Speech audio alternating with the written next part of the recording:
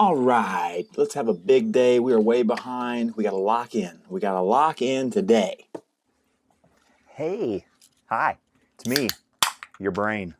Have you had any caffeine lately? Here comes another 200 milligrams. So I was thinking, we should totally redesign your entire brand, the whole identity. Do it right now. I know you're busy, but throw it in there. Can't you just leave me alone and let me focus? Okay, all right. It's not that big a deal. It's really not. Why would I redesign the entire brand right now? That doesn't even make sense. Hey, let's not forget that time that you were a kid and you were playing Battletoads and you got in a fight with your friends and you didn't talk to them for months. You should probably reach out and tell them you're sorry. That was literally the 90s. We've discussed it. They're okay with it. It's not that big a deal. How about this? A podcast episode where dogs run the print shop. That is a horrible idea. It'll be fine. We'll get like 7 dogs in here. They'll all be running around. They'll be running the machines. Do you realize how much hair is in here just from Champ? There's no way Courtney's going to let me have 7 dogs in here running the machines. Whatever. Just let you have all the ideas. You realize your ideas are often bad. You know, you did forget to design that one job for that one person. Why do you remind me of these things if you can't help me? Who was it? I can't think of everything. Why don't you remember who it is? You'll figure it out. Just wait till you see them in public and they'll say something to you and you'll feel horrible about it. You realize you're the reason we struggle with our mental health. Hey, I know you've been busy, but have you invoiced anyone in the last, 2-3 weeks? You should probably do that. Yes, Courtney's doing that. I think. Remember the time in 2021 when you had a misprint on that shirt and you had to fix them all?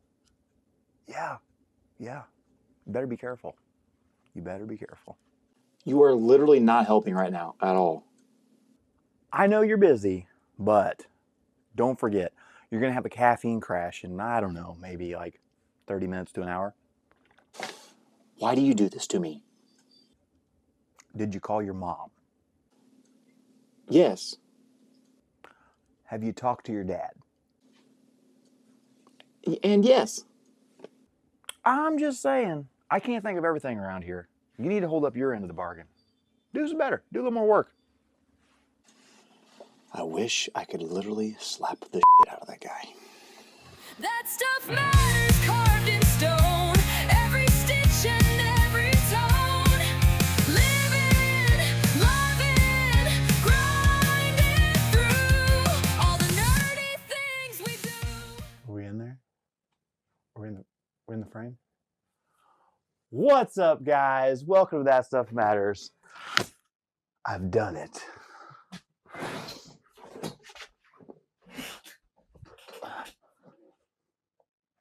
Dude, I'm so much bigger than you.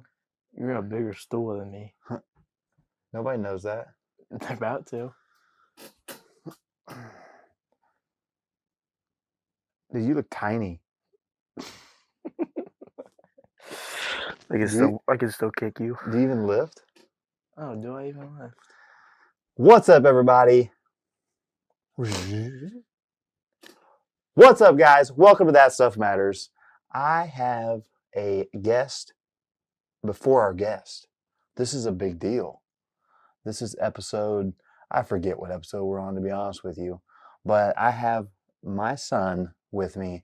Everyone say hello to Mr. Xander Reuben Tucker Stufflebean. Why'd you have to put my full name out there? Nobody knows that? No, I'm They do? mysterious. They do now. Reuben Tucker. We have some things going on. Hold, let me get it. Hold on. Get a load of this guy.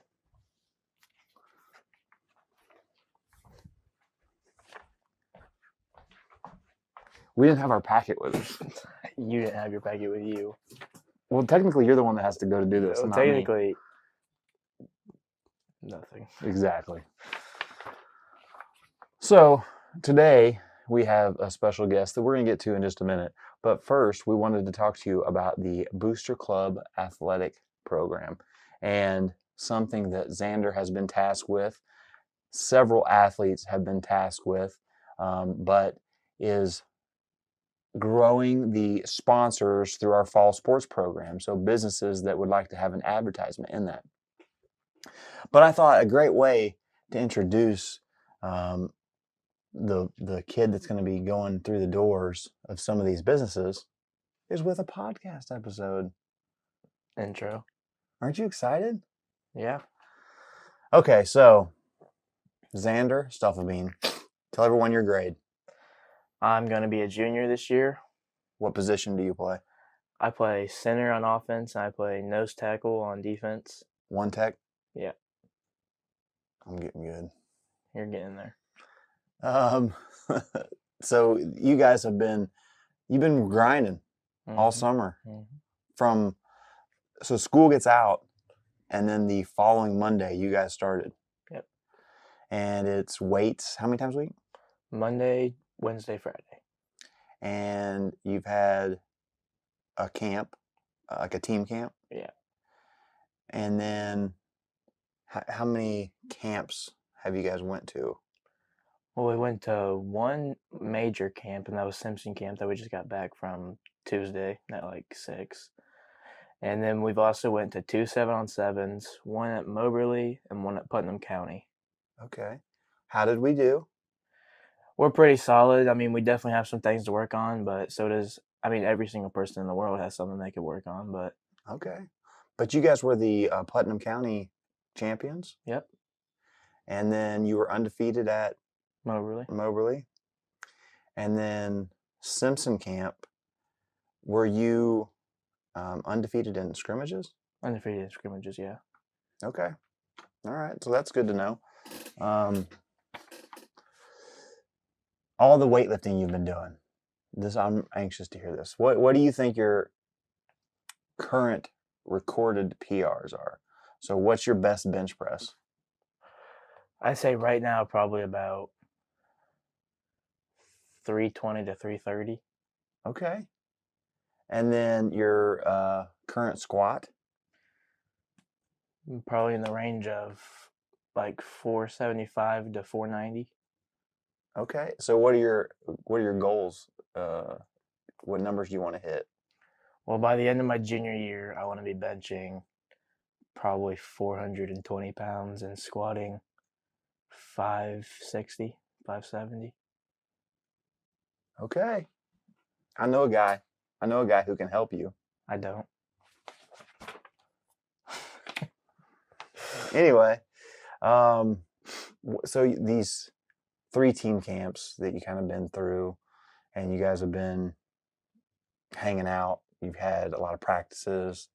You've went and helped unload the food truck for the Senior center. How do you feel the current vibe is of the team? I feel like we all get along. But everybody has different opinions that sometimes they don't want to hear other people's opinions, and we just need to improve on that. But for the most part, I think we all get together pretty nicely. All right. I like it. As a junior, you're an upperclassman now. So that means you're stepping into a leadership role. Has that been weird for you and your fellow junior and senior? Yeah, it's definitely been a pretty big task handed to us. We definitely got some shoes to fill from last seniors and leaders and all that, but I think we can do it. All right. I love it. When you're not working on the football side of things, what are you currently doing? I'm currently doing 30 dozen hats for you. So you work at an embroidery shop? I do. That's exciting. How do you feel about your bosses? They suck. They're awful. They don't do anything for me. I hope you watch this back and regret that. I'm kidding. I definitely have it better than a lot of people. You guys practically let me do whatever I want, and it's a pretty easy job, and you pay me pretty nicely, so. Do you, working here, have you in the past worked on any of the stuff for the team or another sports team? Yeah, definitely. I've done some stuff for places all around Missouri. I've done polos for our team. We've done hats for all the other teams. We've done Marceline stuff. We've done, Is that kind of was that kind of cool wearing the polos, knowing that you helped make those? yeah, that felt pretty nice. They looked great too. So Yeah, well, yeah, you did a great job. hand it to myself. um, is it, in your opinion, is it important for local businesses to consider sponsoring in the program? Yeah, definitely. Because I feel like if they do end up sponsoring us, I feel like we would just be like we just have a higher morale and like how we just feel better with people behind us, and we could definitely use it for all of our equipment and like all the stuff that we can use to improve our athletic game. Okay, so do as players and kids, do you guys notice the banners around or the ads in the program? Um, is that important to you to see that? Yeah, because it means that people believe in us and like they show that they care and they want us to succeed in life, and that makes me feel good. I can't speak for anybody else, but I hope it makes them feel the same way. Um, if you could shout out one business that you see a lot that's supporting, and it's just off the top of your head, don't say Shop Show Me or Power Forge. What's a business that you feel like you see a lot supporting? Definitely Better by Design. I feel like they sponsor like basically every single thing they can get their hands on. They're definitely a helping company. Yeah, so shout out to Better by Design. I know it is tough when you're a business, you get hit up all the time to donate to this team or this organization or this fundraiser, but it is important for Yep, sure. definitely. Um, Xander's going to be coming around as well as some other athletes, and you may have already seen them, but we have an all new sponsor program for Booster Club. There are some different levels and advertisement sizes. So, you can get an eighth of an inch, like a business card size, all the way up to a full page. And there are tiers. But this year, you're also going to get some other things with your purchase, depending on what level you select. So, if you were to go all the way to the top tier, you could have a game time ad. So that is going to be, it's like a radio style ad played over the intercom during the sport game. So that could be at softball games, football games, the varsity athletics, volleyball games. Um, that will be played. It'll be a limited number of spots. So if you're interested in that, you would want to get in early. But then randomly during warm-ups, timeouts, half times, you may hear your business like a little radio ad in between music. Also, we're going to be doing some social media features. So if you're one of the top tier sponsors, you're going to get a full social media post just dedicated to you to highlight what you've done, the services you offer, and our sincere thank you to you guys. And then we will have some group social media posts. So as the tiers drop down, you'll get mentioned with all of the people that have selected that level of sponsorship. We're going to have a game day banner that's going to be displayed at every location. So there'll be one at the volleyball games, one at the softball games, one at the football games. That's going to list the sponsors that fall into that category. We are also going to do a sponsorship appreciation night. We're trying to figure out the best night to do that and what game, what sports we can do that. But you will get a night where we just kind of recognize all the sponsors and everything they do. So really, really cool. You have any questions about taking that to all the businesses? I don't think so. I think I got it now. Another business that sponsors quite a bit is Clements Customs. Oh yeah, definitely. Now, do you know Jordan personally? Except for when he comes in here, like he only means to come in here for a couple minutes and then he's here for an hour and 30 just talking about stuff. Other than that, no, not really. But we talk quite a bit, and once we get going, it's hard to shut us up. But the guest this week is Mr. Jordan Clements, and we get to talk about what drives him to be so, devoted to giving back to the community, where that comes from, why he chooses to coach sports and teams that he didn't even have kids on the team, why he chose to be a city council member, his time at his full-time job at Brookfield Fab, and his small business entrepreneur mindset that keeps him up at night. A lot of things to Jordan, and I think he sometimes has a bit of a gruff appearance. Like, he likes to consider himself an asshole, but he's actually a really kind-hearted, good guy. Yep. Especially with all the volunteer work he's done for us at the park. I mean, yeah, He has helped us a ton. yeah. So I hope you guys enjoy hearing the story of and all about Mr. Jordan Clements. Sawdust in the air, a symphony of grain, carving out the chaos, shaping through the pain. Hands like hammers, heart like a flame. Jordan Clements, remember the name. Builder of dreams, maker of change, from the bench to the field to the council stage, swinging for the fences, playing life's game. Jordan Clements, yeah, he'll never be tamed.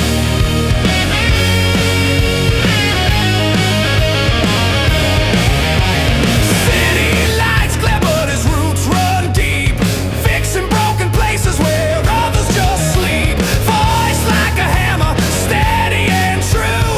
He's the one they turn to when the skies turn blue. Family's the anchor, love is the creed, building a legacy, planting the seed. Builder of dreams, maker of change. What's up, guys? That Stuff Matters, episode 12. The dozen. This is a big one. This is my neighbor, one of my closest friends, city council member, coach, supervisor at a local industry here in town, business owner. I could go on and on. There's a lot.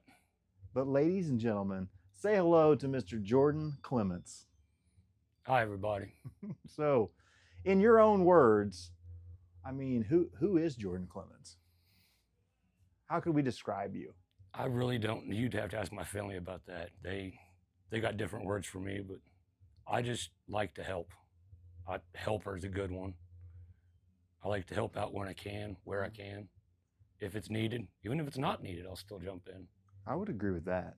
Everything I've known about you over the last few years has been you helping, and a lot of times in instances where you don't even have like a dog in the fight. You don't have a kid playing, you don't have someone there. It's not someone maybe that you're connected to immediately. You're running fundraisers for random people that are having problems in life.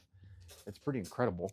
And I think I know, but where does that come from? It's mostly my parents. They taught us at a young age that if you don't help out, nobody will, pretty much. And if nobody's helping, then nothing gets done. It's easier to jump in, get it done, help out, move on to the next. And where are you from originally? Plattsburgh, Missouri. And from what I understand, I mean, your parents have that same mentality in Plattsburgh. Mhm. They always have. My whole family does. My brother does pretty much the same thing that I do here. He does it in Plattsburgh. Okay. He runs all the fall festival stuff. Anything that's big in Plattsburgh, he's involved in. That's so cool. I just met him. Mhm. He has a cooler mustache, but you have He the does. beard. He has the handlebar. You should have seen it about a year ago. He had the full Santa. Really? It was Big huge. and bushy. Okay, so let's, for those who don't know, what's your official job during the day?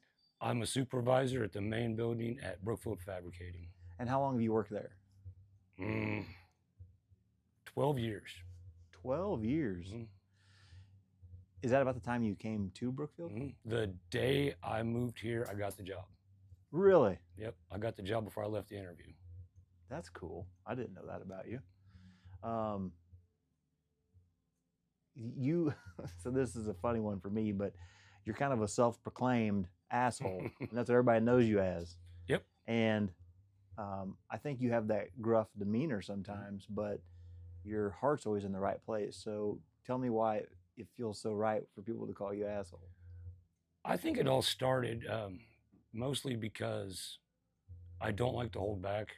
Mm-hmm. I'll tell you how I feel about any given subject at any given day. I don't really care what you think about my opinion, Mm-hmm. and I'll just say it anyway. I don't think care is the right word, but you know. But I think it comes from the face, I think. I always say it's just my face. It's like RBF Yeah, but all the time. all the time. I see you smile occasionally. I do, every once in a while. So, what exactly, for maybe people who don't know, what is Brookfield Fab known for? What do they build? They build trusses and posts that go up along major highways, Mm-hmm. like the trusses that go over the highway that holds the signs. They build all that.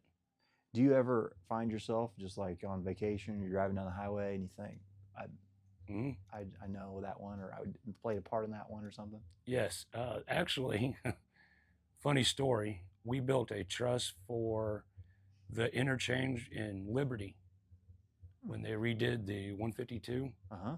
We did all the trusses and all the posts on that. Really? I even know who welded it. I lived in North Kansas City before all that 152 and everything was there. So watching it all grow has been pretty interesting to watch. But that's cool. Now when I drive through there, I'll think of you guys. Yeah. What what is something that you think people probably didn't even realize about Brookfield Fab? I mean, just what do you think they think what Brookfield Fab is? I don't know, but when I first moved here, I can tell you what I thought it was. Okay. I didn't know it was as intricate as it is. I thought it was just, slap some stuff together, weld it. No.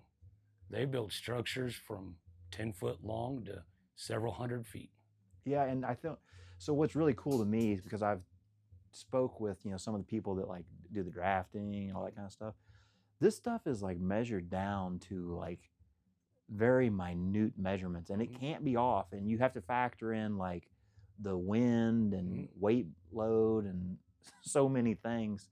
It's pretty wild. We get it down to a 32nd of an inch. That's more accurate than I am here in my business. And we got to add in like snow weight, wind, water weight, the weight of the galvanizing going on it. You got to add all that in, because if you don't, it can fail.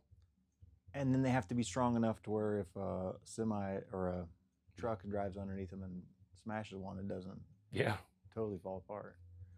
That's incredible. There's a lot that goes into it. People just don't know.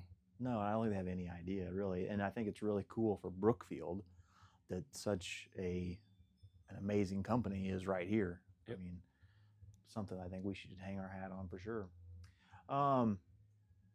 And I know that that's your main job and you're supervisor there, but a lot of the things you do to me happen outside of that, and it's after hours. So tell us a little bit about your business here on Main Street.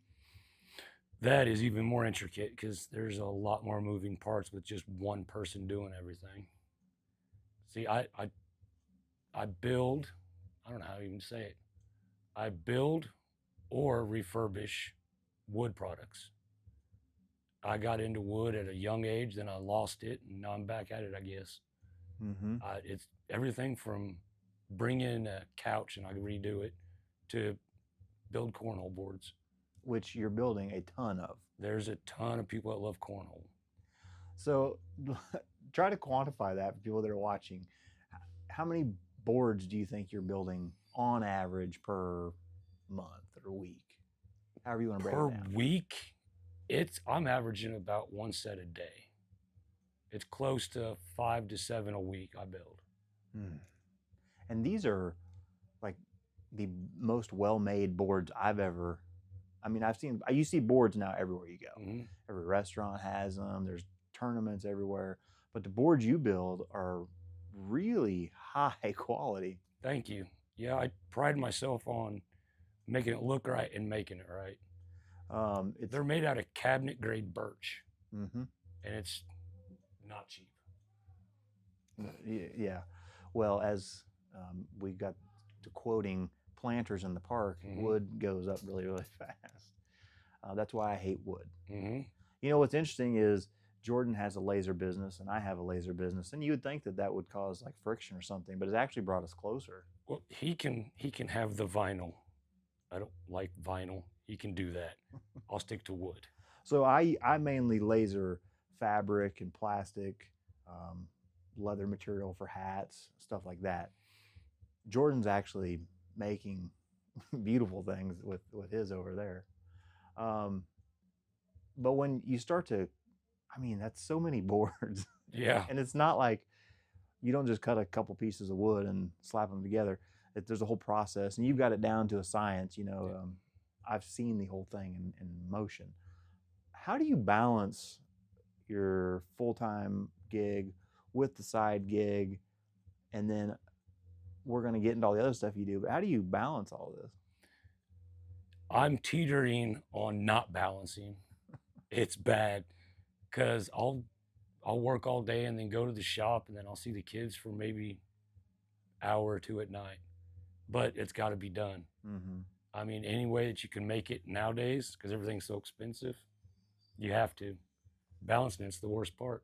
Yeah, and I agree with you. I don't know if you can find a perfect balance. It's hard to grow and Yeah. trust people with your baby. Like you've got such a fine finish to these products that you're making. You can't just trust anyone to fabricate parts of it or do that labor. So that would be tough. I'm anxious to hear this. What's your favorite thing you've ever made? Oh. I made for my dad. My dad grew up in Arkansas. He was born in a town that doesn't even exist now. It was taken out because there was only like 10 people in the town. Yeah. It was called Portia, Arkansas. And I made him a plaque. It's probably that big, made out of red oak. And it has the state of Arkansas on it. And it has a star where Portia is. And towards the bottom half is his unit in Vietnam that he was. Oh, man. The Big Red One. Mm-hmm. And it has the Big Red One in it. And it's still hanging on his wall right now. It's probably 2 foot long by about a foot wide. Man. That's, how long ago did you make that? Oh, 4 or 5 years ago. Huh. I don't think anything's beat it since. Yeah, I could see where that one would be. It was interesting to make. It would mean a lot to make that one. What's the thing you like to make the least?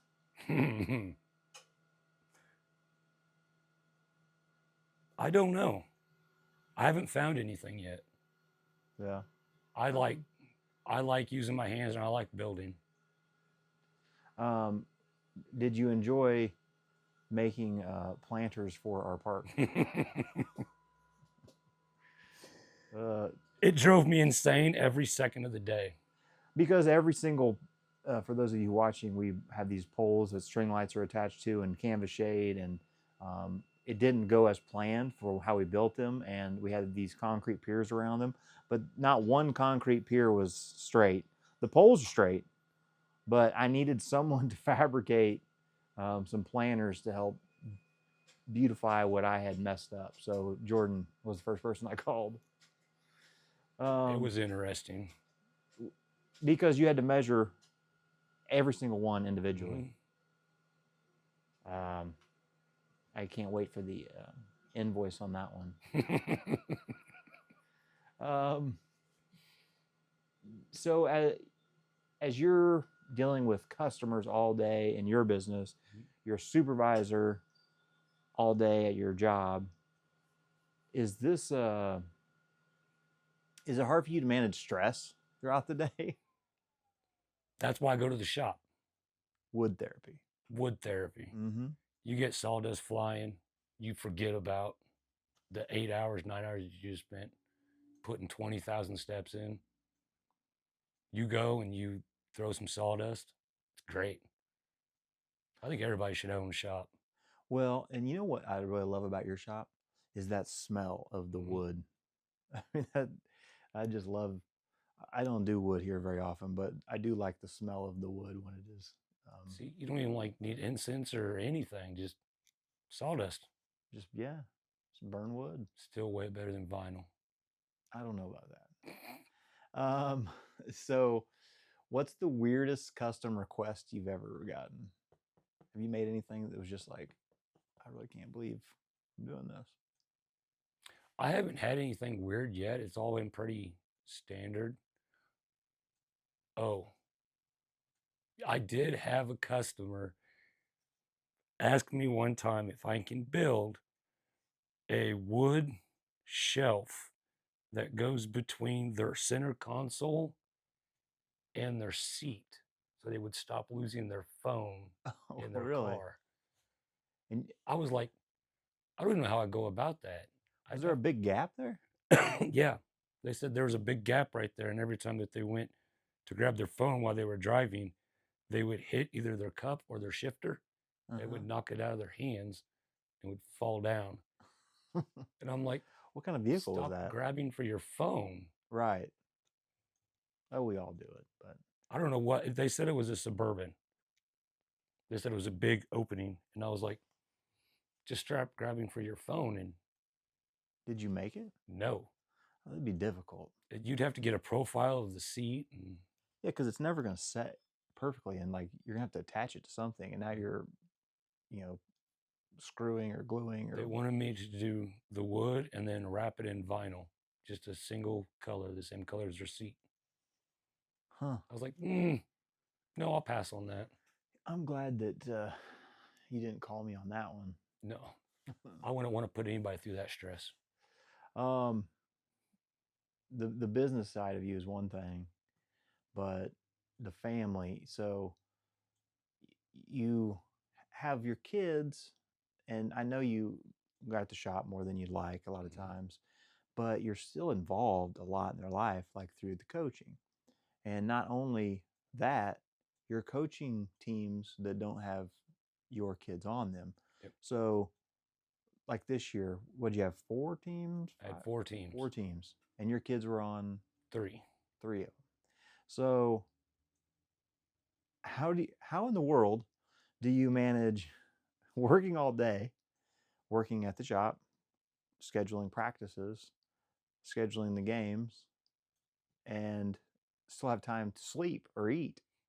Not a lot of sleep is going on, but the main thing is I had a tolerant wife that understood what I was doing, and I had a lot of assistant coaches, a lot. Between 4 teams, I probably had 12 assistant coaches. So you have help. Oh, lots of it. That's the only way to do it. Mm-hmm. You literally can't do it all on your own. There's no way. Yeah. It would drive me insane, the stress of doing all that by myself. Is baseball like your favorite sport? Favorite? Oh yeah. Well, it used to be bowling. I did a lot of bowling when I was a kid. Really? A lot. Did you? I feel like I've heard this before. Or you're? I've been to all 50 states, That was mostly it. bowling. Yep. Huh. Do you ever bowl now? I did a couple years back, and I was like, it doesn't feel the same. It's not right. I don't like it. I've heard there's a bowling alley for sale. Yeah, I actually looked into it. Really? Yep. Huh. Because my dad used to own the bowling alley in Plattsburgh. Wow. So I grew up in the bowling alley. What was your best single game ever? 300.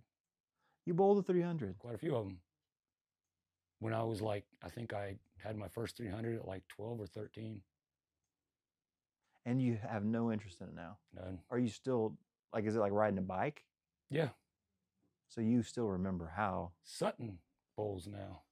Really? My littlest. Yep. She goes and does the Saturday morning leagues down here. Huh? Every Saturday she goes down to bowls. Were your parents big bowlers? Yep. Okay. Dad and mom and went to national championships from like 80 something to like 2000.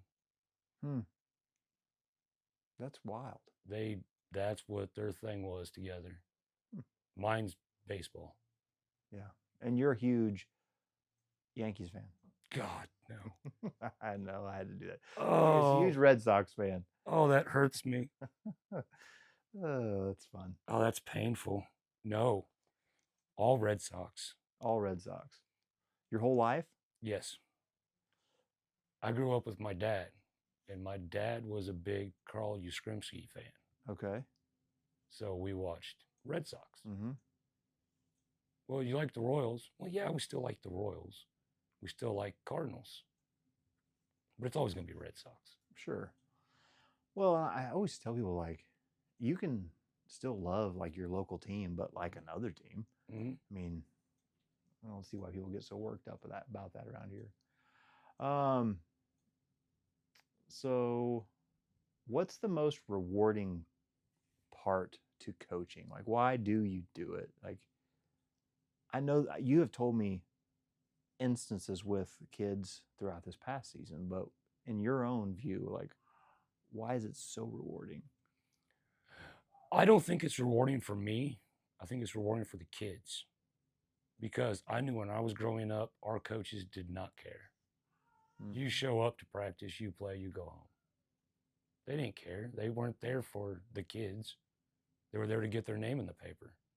Mm. That's not what coaching's about. You're trying to set an example for the kids. Right. Yes, if I do have you on my team, I do cuss quite a bit. And it's out of frustration or somebody's not doing something. But other than that, if the kids don't have somebody to look up to, you got to be that person. Yeah. And I think it's worked because people still call me coach that I haven't seen in 4 or 5 years. Isn't that a great feeling? It is. But I think it's worked so far, hopefully. Yeah, and I've always been a big proponent that you can be a loud coach, you can yell, you can cuss, and the kids will still know you love them. Mm-hmm. So I think sometimes people may just see something from afar, like a single interaction, and then they'll judge you based on that one piece. But you got to watch the kids, and how do they come to you after the play? How do they come to you after the inning? How do you, after the quarter, the timeout, whatever it is?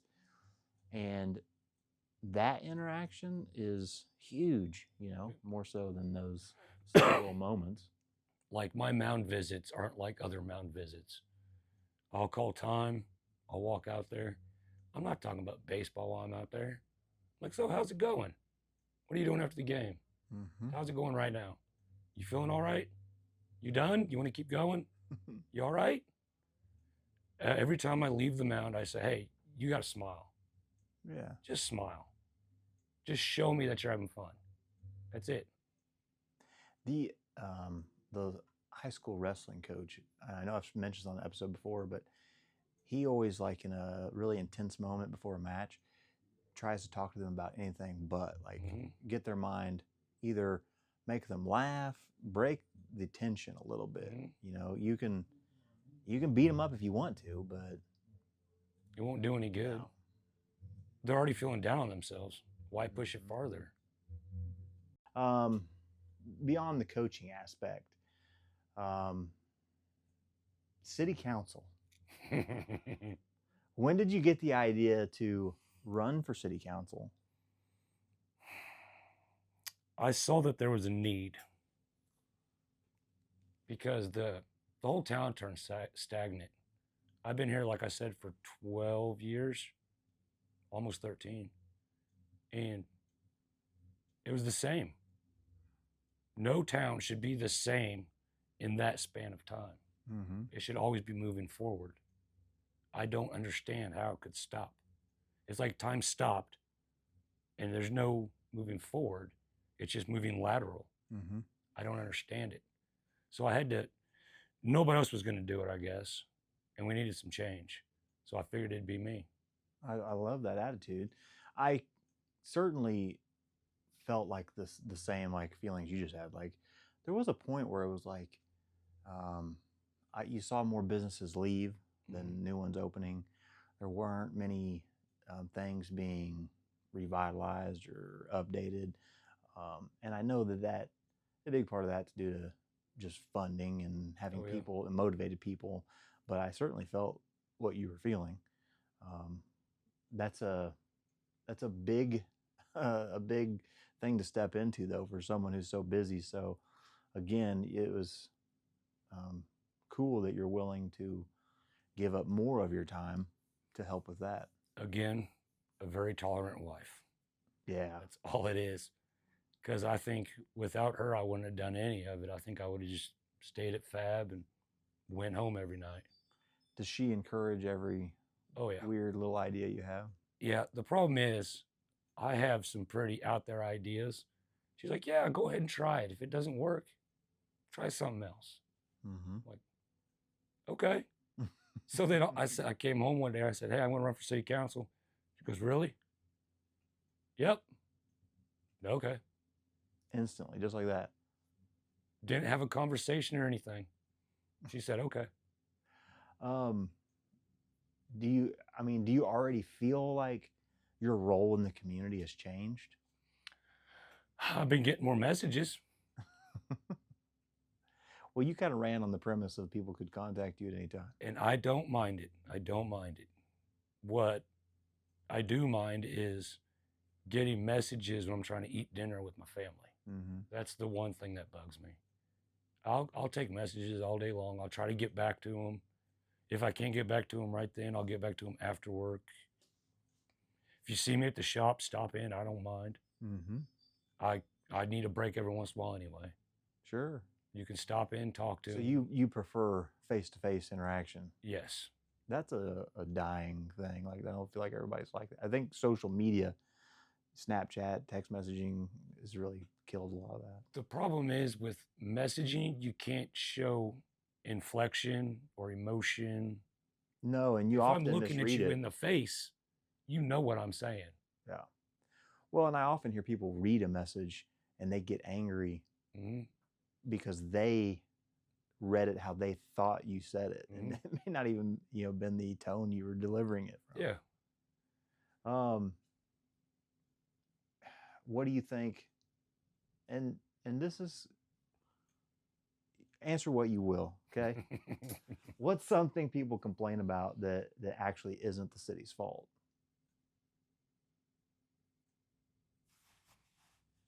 Wow. I mean, I just know there's people that complain about stuff all the time, and some things the city can't just fix. The biggest complaint that I hear all the time, well, I hear complaints, and that's fine, but people expect miracles in 10 minutes. Because I'll get a message that says this, and an hour later, I'll get another message. Hey, did you fix it? No, I didn't, because we're a council. Right. The council part means that you have to get together and figure it out together. So let's talk about city government. Like, how many people are on the council? 5. So there's 5 members on the council. Does that include the mayor? Yes. Okay.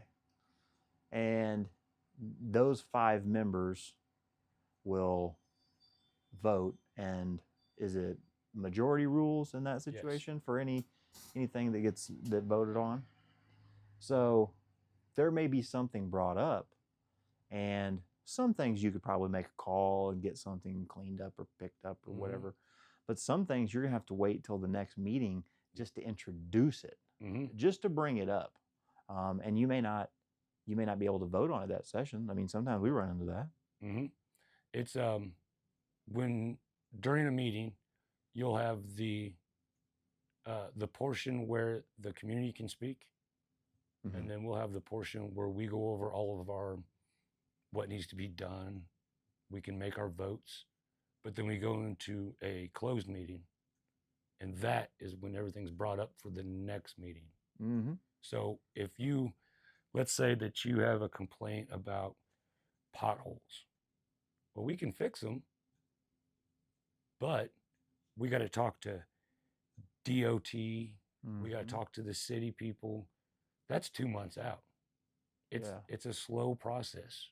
It'll get done, but it takes time, and a lot of Yeah. people don't realize that. Well, depending on where that pothole's at, you may have to figure out whose responsibility it actually is, and then call. You have to follow due Mhm. process, the correct steps. There's a lot of red tape.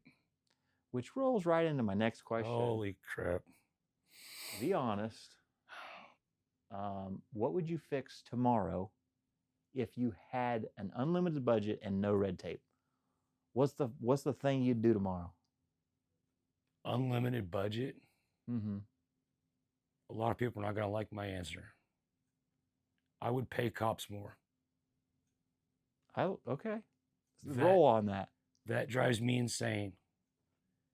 I get paid to go out and work on trusses or tell people what to do all day long. And the cops get paid less than I do. Mm-hmm. And the crime rate's getting higher. The crimes are getting worse. There's drugs that they're busting into houses getting. And they don't get paid very well when they can get a gun to the face at any time. Yeah, and I will forever believe that teachers and the police officers are the most underpaid. Oh, that's people. another thing. Teachers. I could not do that job. No. And they don't get paid nearly enough. But cops, I would pay, I wouldn't say any amount that they want, but I would give them a raise quickly. Yeah, and something that Joel touched on in our episode was the police vehicles we have. Mm-hmm. They're not like all brand new off the lot, so to me that's a misperception. And then you do need adequate number of vehicles because one, we're currently understaffed. We don't have enough officers. They're trying to hire more, and they're struggling because our pay is not the highest. Is probably the lowest, almost the lowest Okay. around. So you want to have some nice, and I don't mean like fancy, but you want to have some nice vehicles, nice equipment. You want the people to feel like, okay, I can go work there because I'm going to have everything I need. Yep. It's high quality. And then really you're going to need more vehicles than you have people running around, because what if something goes wrong? What people don't realize is, let's say there's a car chase right now through town. There's not that many cops on duty through this town because there's not that many people, so you don't need that many. But if something bad happens, let's say the first one on patrol wrecks their car, but the chase is still going on. What's that cop going to do? Is he going to get out and just stand there? No, he needs to go get another car. Mm-hmm.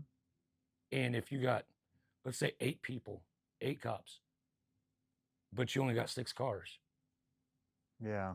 You're going to double up? Yeah, I don't get the frustration on the cop car thing. It's a weird one to me, but yeah, it seems to be something that people are sometimes hung up on. Man, this is going to be a fun question for me. Where are we at? Well, I'm not going to tell you so you can't see it. What's more stressful? A city council meeting where you have people from the town upset, things aren't going well, they want answers, they want change, or an intense interaction of a bad call with an umpire in the ball game? Well, I've had which both. one makes you a little more worked up? Ooh, that is a tough question, because it's close to the same. Because I feel the same inside about both.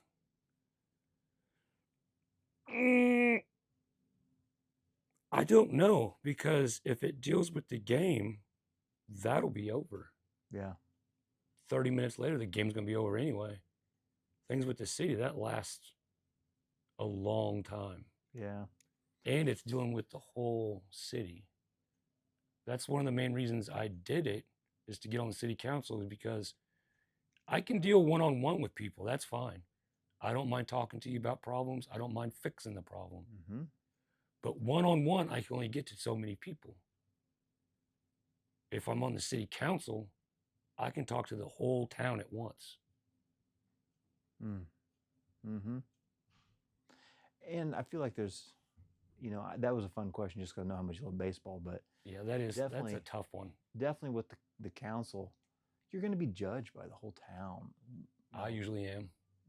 It's, and I don't know, I'm just speaking here, but like once you decided to run, every decision you make is scrutinized more now. People are going to judge you for the way that you talk, the way that you run your business, the way that you are in Walmart, the way. Post on Facebook. Yeah. I got in trouble for that already. I mean, you're that has to be a new avenue, something different to deal with. It is very strange, because it's almost like I need an assistant to just sit there and tell no. Just no. Just tell me no. Just to shut you up. Just to shut me up a little bit, because I'll get on rants on Facebook. And yes, I do post weird stuff, but it's mostly just to get a reaction out of people. Mm-hmm. I don't believe half the crap I put on there. Yeah. It's just to see people go, well, what are you talking about? And then I'll go on a big rant, and just to mess with people. Yeah. I don't like social media that much, but it's funny. It is. And you do share some funny videos. As you like stroll down Main Street, I feel like there's a ton of great things going on. Oh, yeah. There's been new businesses and things revitalized and people building, additions on their building and updates. But what do you, in your own words, your opinion, what does Main Street need? Like, and maybe it's ours specifically, but it could be Main Street's small town USA in general. It needs more mom and pop shops. Because in Plattsburgh, where I grew up, we always had Main Street looked pretty much like this, but it was like my best friend's parents owned that shop. Mm-hmm. My other friend's parents own that shop. Now we don't have that. We have a couple, but I don't want any more huge enterprises on Main Street. Yeah. I want to be able to go down the street and go to the deli, go to a little restaurant. Mm-hmm. Yes, Raspberries is great. I love their food, but we need more. Yeah. More people stepping in, more people helping. It'd be great. Do you get frustrated when you see people say, they need to bring this to town, they need to do this, or, why don't we have this, or I wish someone would do this?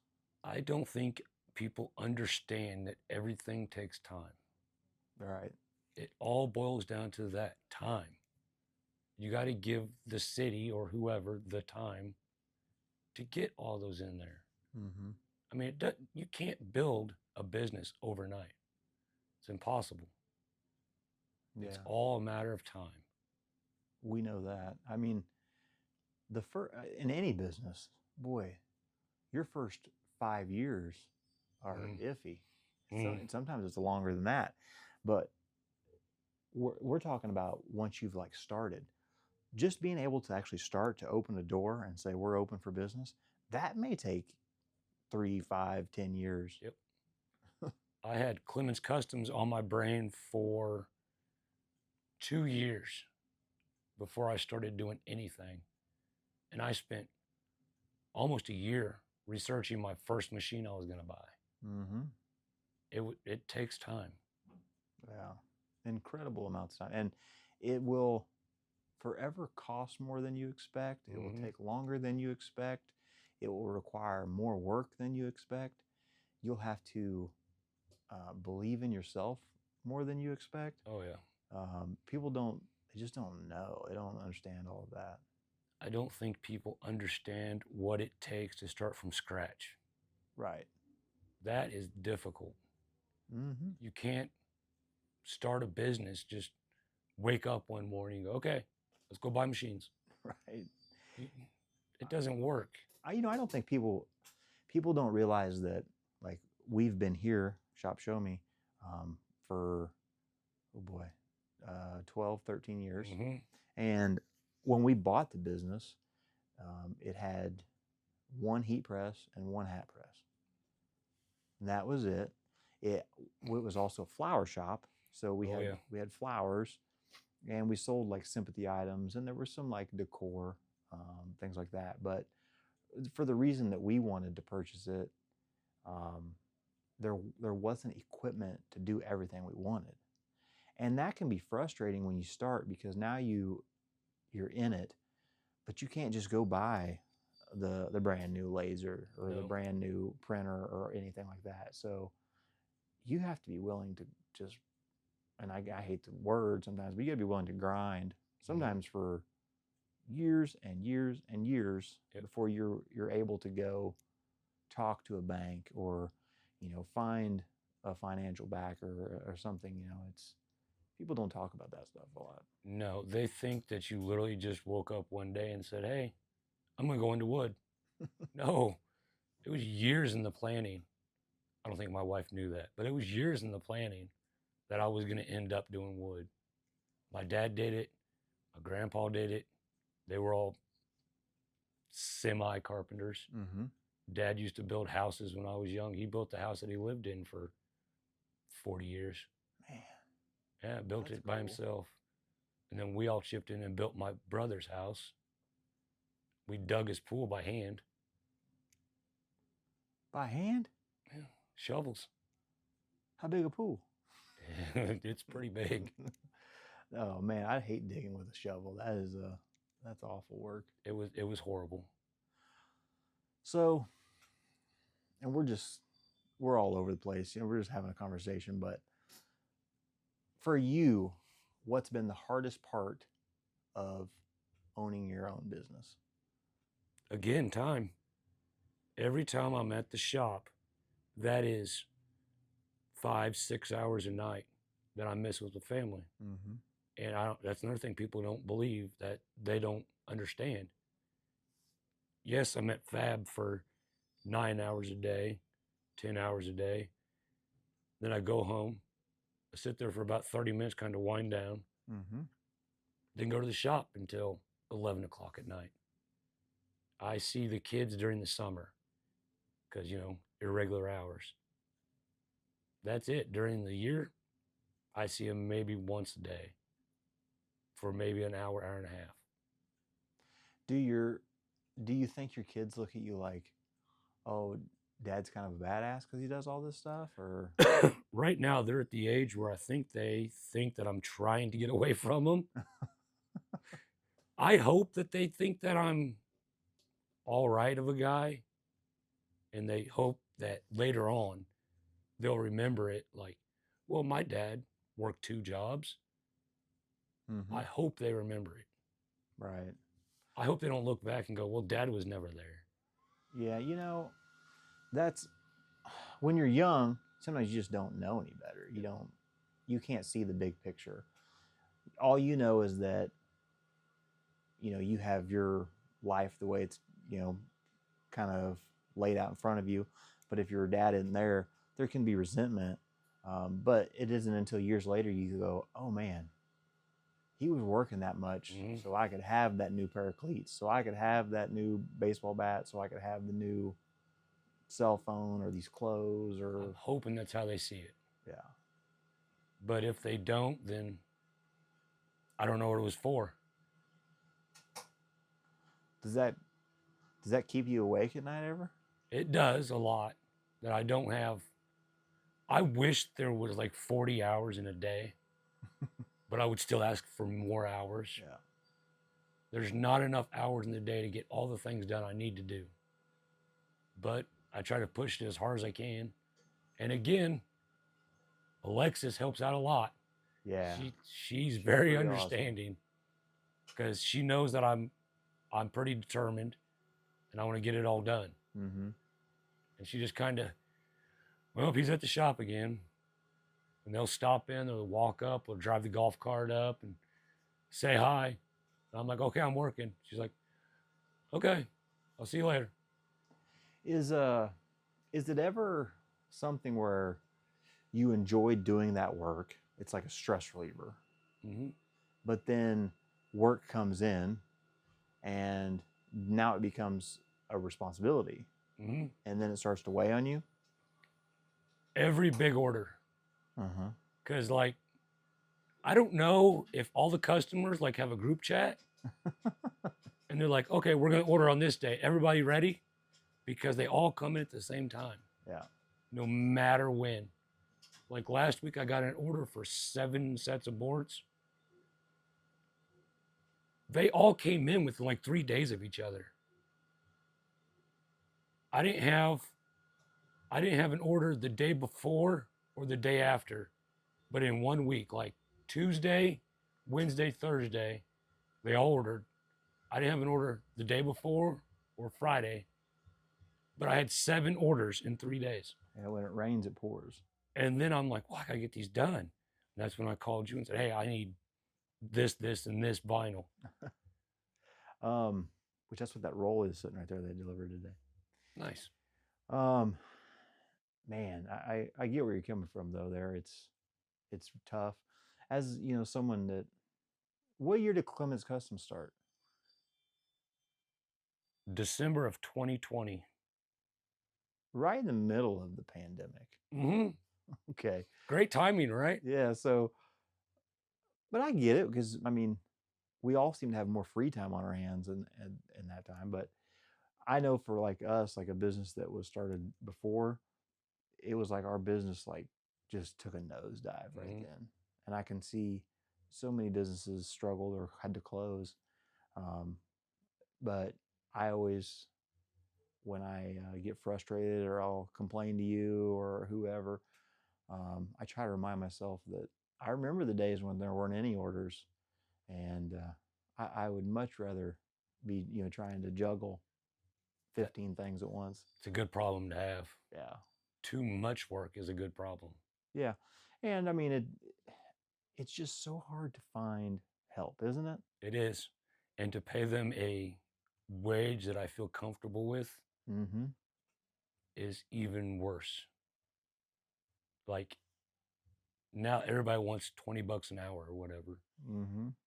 Small businesses don't have an extra $20 an hour. No. Not even close. Well, and you can't just raise your prices up Nope. on everything. You just cannot do that. Because I swore when I started, because I looked at prices of boards before I made my first set. I was like, well, that's made out of a horrible wood and they're selling it for $200. This is made out of a really good wood, like walnut, Mm-hmm. and it's $400. I'm making birch. That's like high end, but not like walnut end. Right. So I'm like right in the middle. It's like you're just trying to find a way to give your customer the best product at a reasonable, Mm-hmm. where you are still valued and you're paid for what you're worth, but they get a nice product that didn't cost them an arm and a leg. Yeah. Do you ever think about, and I know the answer to this, but do you ever just think about quitting? Like one thing, one of them? Every single day. About it, 5 minutes. Every 5 minutes. I'm like, well, I got to get this done. I should just quit. No. I think about it, but I don't act on it. There's no way. I'd let too many people down. Yeah. And that would be more stressful than anything. Because once I set my mind to something, I say I'm going to do it, I got to do it. Yeah. I'm kind of big on, sometimes I'll like speak things out into the existence. I'll say something to you or other friends, or I'll put it on social media, and then I have to do it. I have to live up to it. Otherwise, now I feel like I'm a failure. Yep. That's the same thing that happened with city council.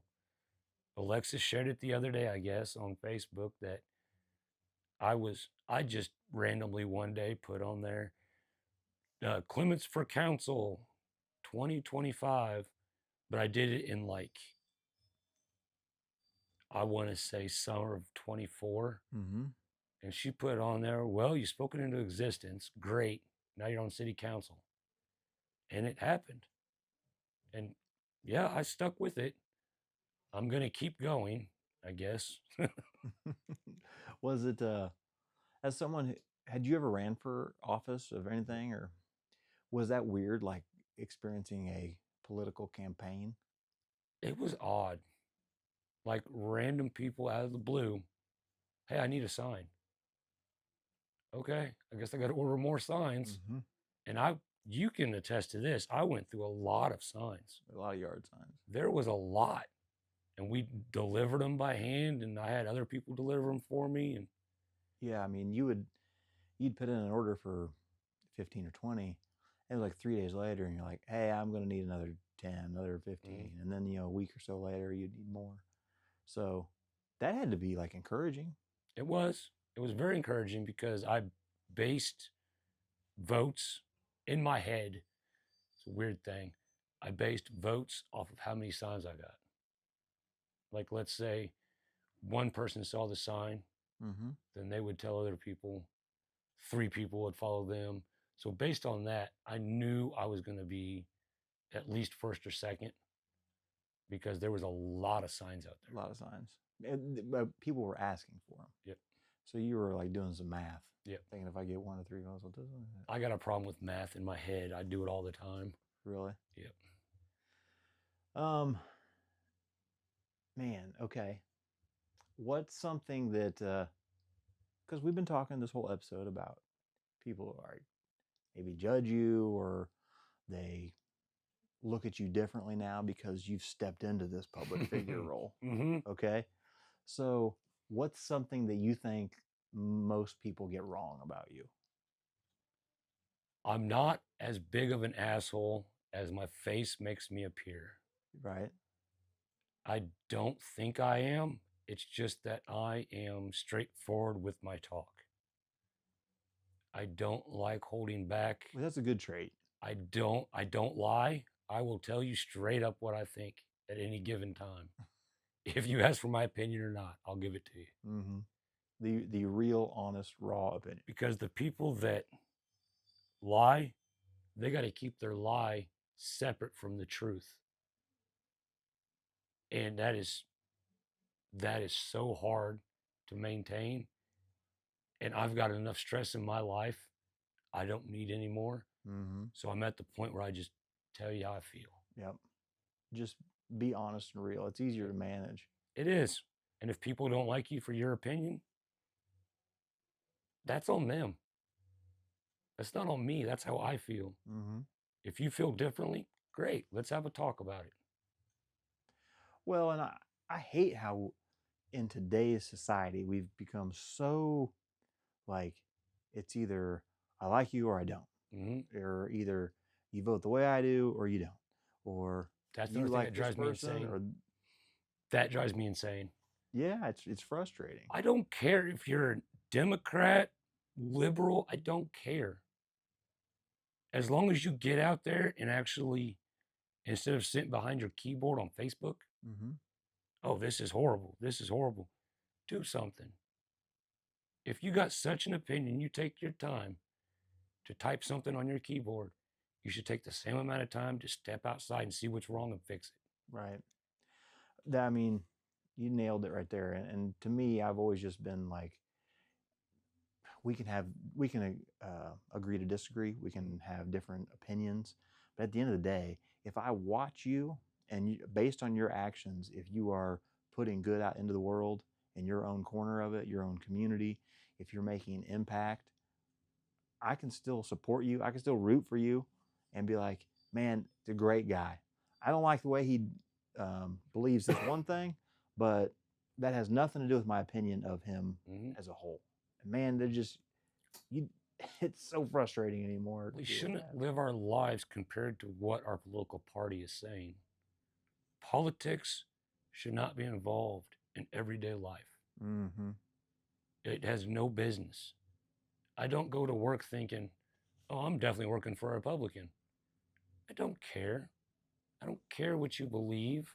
We can have a talk about it. It's not only that I don't care, it's just that it doesn't affect me. Right. As long as what you're doing doesn't affect me, my family, or my friends, I don't care what you do. Yeah, because at the end of the day, everyone has the right to go vote however they want, but that has nothing to do with whether you walk around and get involved in whatever organization you find. Find something you're passionate about and do it. 100%. It's that simple. You know, and I know you said you don't care like what people think of you, but a different end of that, like, what do you want your kids to remember about Jordan Clements? That I tried to do good while I was here. Tried. Yeah. Not always successful, but tried at least. And if they grow up thinking that, and I did something right, then they can do good. Then their kids see that, and they go, oh, I passed that down from my dad, did the same thing. His dad did it. His dad did it. See, my grandpa built the church that they lived next to. Wow. And then his dad, his son, is my dad. Mm-hmm. He helped refurbish the church. And then my dad, they were tearing out the pews and redoing everything. Mm-hmm. He bought all the pews. He bought the bell out of the tower, and they're at his farm right now. Wow. Yeah, and I'm going to get the bell, and I'm going to refurbish it. That's so cool.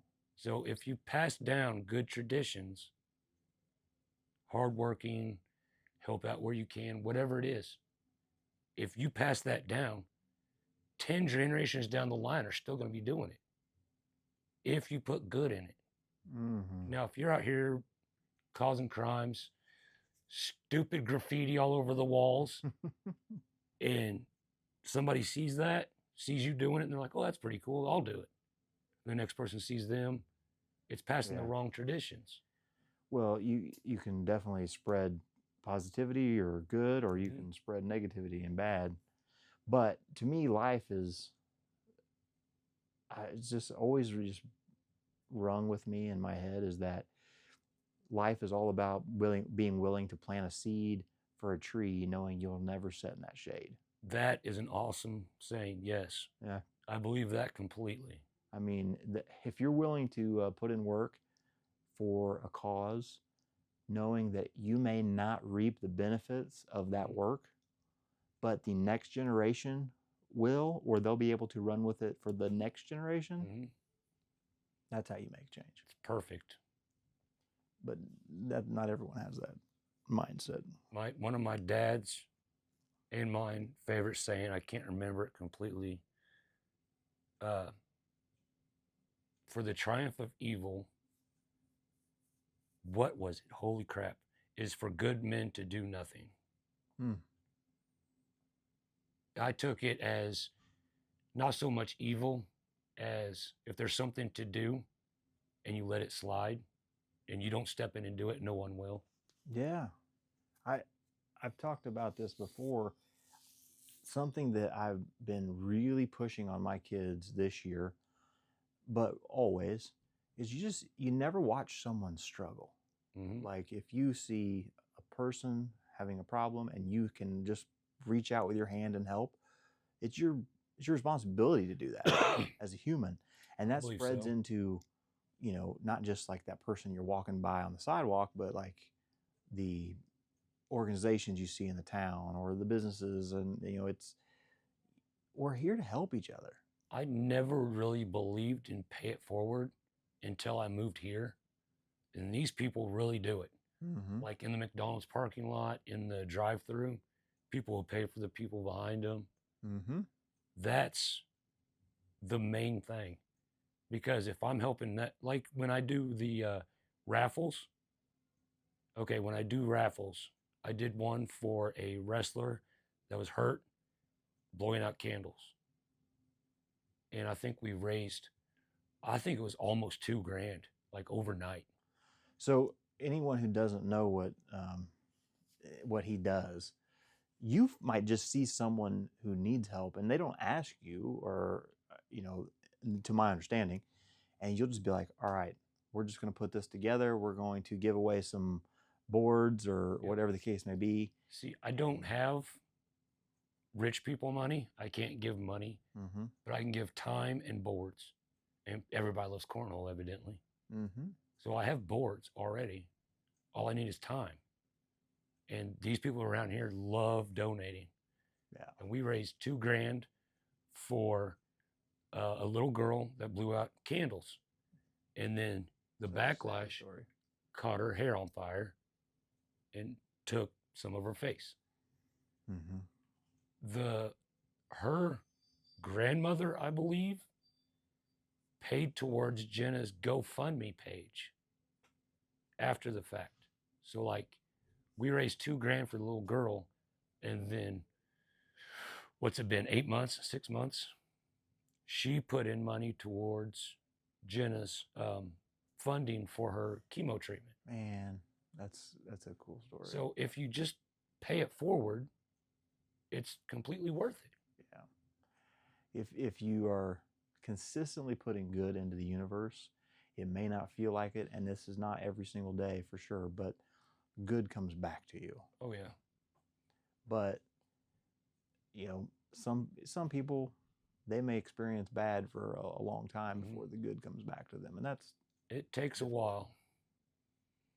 I mean, you've experienced it. We've all experienced that.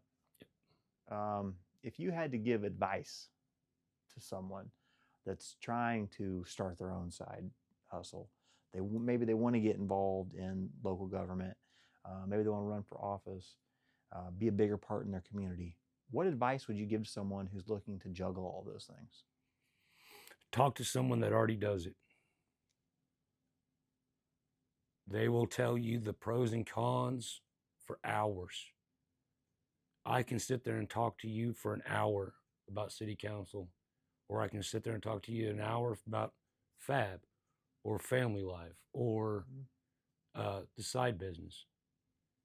Sit there and talk to somebody that's already been there.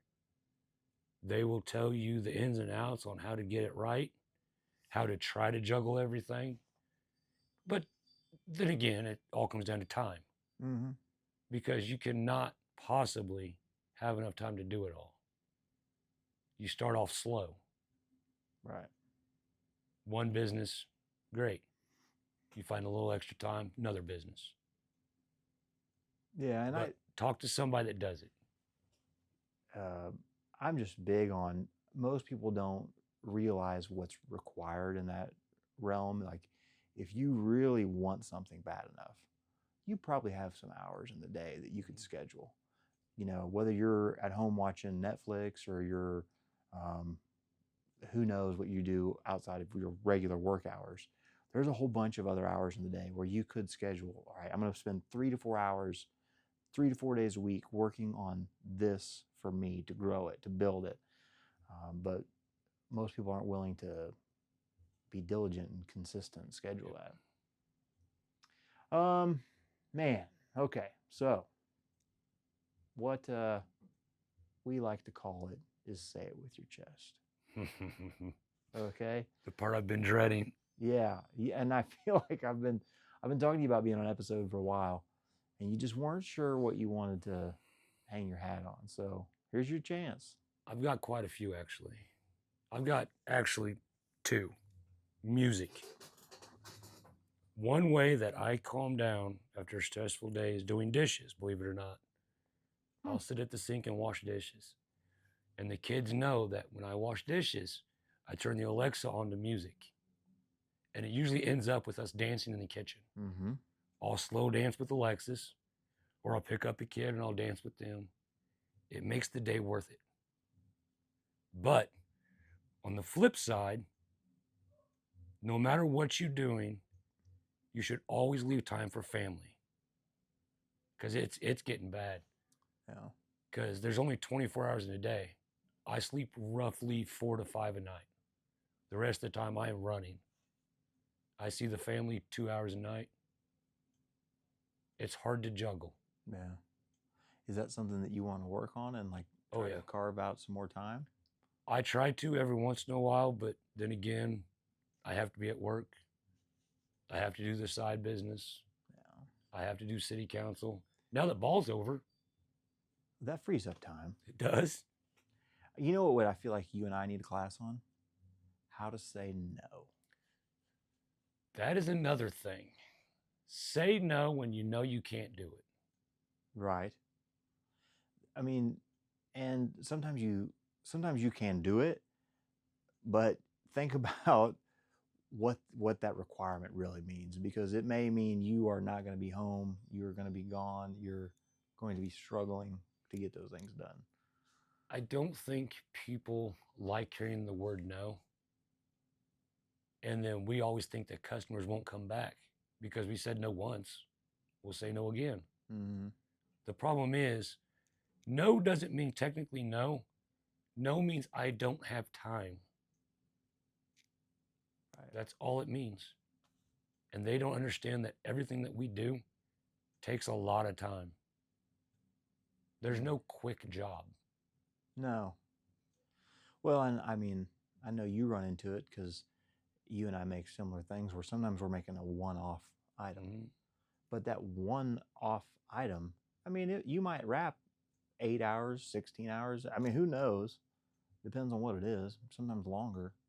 I mean, we've had, I'm speaking for both of us, but there have been projects that have taken months of like thoughtful, research and trying to find the right material and the right glue and the right tools and the right format for your files. And, then you start to actually try to implement those things you're researching.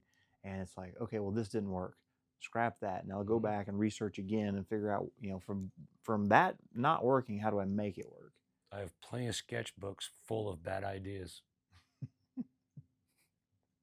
It happens a lot. Do you have a sketchbook over there I do.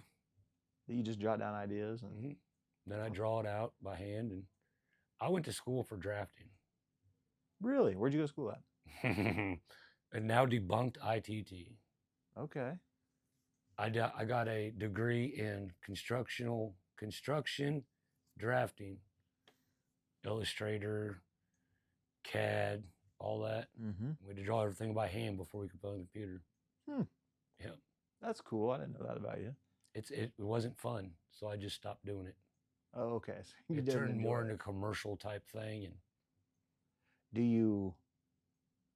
So that wasn't fun. Nope. Are there times over there in the shop where you're trying to create the digital file to go to your machine that you are like, this is stupid? yes, and I usually throw things because it doesn't work out all the time. So I'll pick up something like a little scrap of wood or something, and I'll throw it, and then I'll be happy, and I'll go back to it. Yeah. For those of you who don't know, everything in this building is recorded like constantly. So when I have those moments and bad days, I'll actually pull the recording and I'll send it to Jordan so he gets a little laugh throughout the day. It does help. It is actually a stress reliever. Everybody should have a friend like Nathan. I don't know about that, but sometimes if you can find a way to vent your frustrations and anger in a non-destructive to important things or people way, Yep. you definitely need to do it. Whether that's weightlifting or screaming or listening to Slaughter to Prevail, I do. punching a trash can. I listen to heavy metal rock in the shop over the loudspeakers. It helps. Not that, like I said, if you're stressed, go home, do dishes. It's the easiest way. It's not destructing. It's uplifting. You have your kids running around. They want to dance. I got Sutton. She won't stop singing the entire time. Lorna's out there twirling around. Mason's off building something with Legos all the time. And my wife and me are slow dancing through the kitchen. What's the song that's played the most? Oh, it has to be Tennessee Whiskey. Oh, so my daughter and wife went to Chris Stapleton Friday night, and they said it was basically a religious experiment. Like when you go to concerts, they don't always sound how you've heard that process sound on the radio, but his voice was identical, and it was just like he would belt these tones out. And they recorded some for me, and it's like, whoa. See, like, I wasn't into the whole refab country thing with all the new country artists. So I started listening to Chris Stapleton because he was the closest to old country. Mm-hmm. And Jenna bought us tickets to Chris Stapleton last year or the year Okay. before. So me and Alexis went, and I wasn't excited. I was like, this is going to be horrible because concerts are way different than actual like music. We got there and I was like, this is going to suck. He starts playing the first chord and I'm like, huh, that's exactly like it did on the radio. And he brought out a guitar. Each guitar had its own song. Wow. Yeah. That's There were awesome. lights going off and it was, if you haven't gone to Chris Stapleton, you got to go. Well, I'm jealous I have not gone, and I want to. But what my wife said was it wasn't like, he wasn't running around and jumping on stuff or anything like that. He was standing there with his guitar, and it was like you could feel every chord that he Mhm. sung and played. And his wife was on stage with him, Yep. and he just sung to her, and that's cool. She came out and sang a couple songs with him, and it's there's 2 songs that we play a lot in the house. 3 songs. Wyatt Flores, Please Don't Go. Okay. Tennessee Whiskey is our song. We always dance to that. Whenever that comes on anywhere, we dance. Mm-hmm. And Whiskey and You. Those 3 songs come on, we're dancing in the kitchen. Yep. Very That's cool. slow because I can't fast dance for anything. Slow dancing's easy. I can do it. Mm-hmm. It's interesting at our house. Well, I hope that's something people pick up from this episode and try to do a little bit more of, is slow down when you can, when you have those moments, those opportunities, and enjoy. Mhm. Dance with your kids and the partner in the kitchen or the living room or wherever. In fact, I'm going to go home and slow dance with my wife tonight, probably. I love it. I love it. Do you ever throw on the heavy metal though? Like, Oh, yeah. are they like, oh, come on? That's Dad." more of a Saturday morning type thing. Oh, perfect timing. Yep. Get up. Get up. It's usually a Slaughter to Prevail or Lorna Shore or something they can't understand the words to. Mm-hmm. It's great. It wakes them up. Yeah, for those of you who are watching that aren't familiar with those bands, just go watch some Slaughter to Prevail and search Alex the Terrible. Yeah. Look up Alex the Terrible Barbie Girl. Okay. All right. It's There's something. There's your recommendation from Jordan Clements. Oh, man. Jordan, I feel like I've learned some stuff about you. Yeah, I hope people have learned. Well, biggest thing, I'm not really an asshole. It's just my face. Yeah, maybe this will make you seem a little bit more approachable. I thought I was being approachable. Maybe before I knew you, maybe I had those feelings like, I don't know if he really wants to talk. It's the face. It's the face. I'm really good at scowling. My wife calls it stoic. Yeah. I'm like, no, it's just my face. Last chance. Like, is there anything you really just want to cover? You want people to know, or your message to anyone in the community that Get out and help when you can. I mean, everybody's got 10 minutes. Use that 10 minutes to go outside and pick up a piece of trash. It's right? that simple. You got trash cans, use them. Yeah, and I just want to. I told you all about the planters in the park, but that wasn't a planned thing, and we did have a deadline. So I literally called Jordan on probably 4 p.m. in the afternoon on Friday and said, hey, I need 10 individually customized planters ready to go by Monday morning. And he said, yeah, no problem. Yeah, I got them done Sunday night, I think. and then come back Monday and put some screws in. But yeah, they're pretty much done. And you had some fun doing it because you got to watch the bats fly around my Yep. wife and kids. That was pretty funny. There may or may not have been a bar fight. There was. And I feel there's something else going on that weekend. I don't know, but it was interesting to be up there late at night on a Sunday and late at night on Saturday. It was pretty interesting. Yeah. I bet people don't realize in Brookfield that, well, I'm talking late hours or really early in the morning hours, depending on how you look at it. There are people just out walking around and There are people wandering the streets at all times. mm-hmm. Because I'll be at the shop on a Saturday or Friday night, midnight, because I don't have to go up and work the next day, so I'll stay there late. Midnight, 1 o'clock, I'll step outside. There'll just be a guy on a bicycle going down the middle of the road. Mm-hmm. Yep. Jordan, thank you so much for coming on and just letting the people meet Jordan Clements and I'm Clements. not really an Customs. asshole. I hope he's drove that home. He's really not. He's really not. But I think it's cool that you're willing to, tackle any issue in the community, and that you're willing to let people reach out to you. And Oh, yeah. that's a huge part of being a council member. So thank you for your service to the community. Not a problem. I think that's it for us. Thank you guys so much. See you guys.